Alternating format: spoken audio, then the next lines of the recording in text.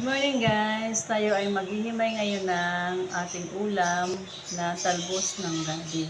So gagawin ko po dito ay gagataan ko na may kasamang siling labuyo.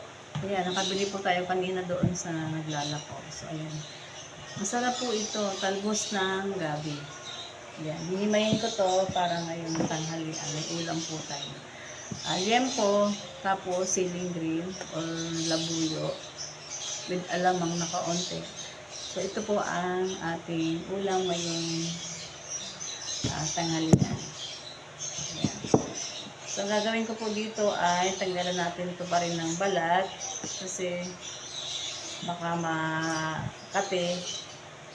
Kaya ito ay ganyan lang po yan. Putol, tapos tanggalan natin siya ng balat.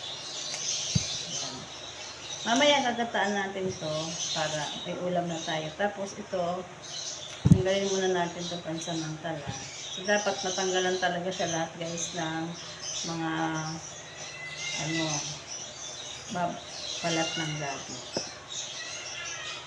Masarap to kaysa doon sa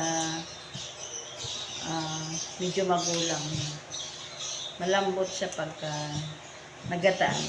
So, yan lang ang ating ulam ngayong tanghalian guys. Thank you for watching. God bless everyone.